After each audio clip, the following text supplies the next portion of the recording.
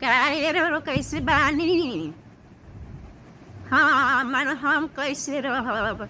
आ देखब जबले जिंदा बाटी तबले बितिवन के ही पूछ लेत बाटी कुली आके घूम जात बाटी। अरे पतोहिया का पतोहिया के तो पूछिया मती।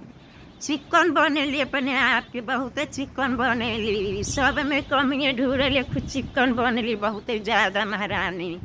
हाँ आपन बहनिया आपन भौजैया आके रहेले तना तना दिन तब खर्चवा खूब निकल आवेला खूब निक लागेला। जैसे हमारे बेटी आवे के नाम ले लेना सबके भूत सवार हो जाला। हाँ सबके हो जाला किनका बेटी आवत बेटी खर्चवा कहाँ से होई। हम कुतुआ हमार बेटा वो हाँ हो छोटको बेटा हुआ उन्हीं के दीवाना हो जाला। हाँ, ऐसा लागेला खाना बना के कौन सा एहसान को दिली वह कुल बतिया बेटी को सिखा पक्का कैले बेटी।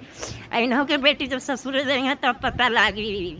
इन्हों के एक दिन पतो ही आई हमारे बेटी के नाच सुन करके कल जब सांप लौटेला सबके। अरे बहन का बहन हमारा आदमी खुदा से जवान बा जबले जिंदा बाटी रे हम बेटी हमार तबले आई आ रही जेके जोरे के बा जोरे मोरे के बा मोरे हमें को चिंता ना आई बा ठीक बा। जब हमार नहीं को चिंता बा करी तो हम केहू का करबो। हाँ बहन तो सब हमारे बारे मुँह के बात तो जेके हो जवन हो तवन हो जबले जिंदा बाटी तबले तो हमारा तो चलबे करी।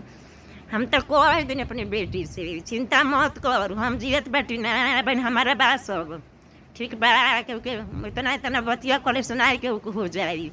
हाँ तब का मानो बेटी बहन होली क्या करे खो ऐसे सबके बेटी बहन की इज्जत मिलल करत ना तो अपना पराया नहीं रहता आजकल में। आजकल तो बस पैसा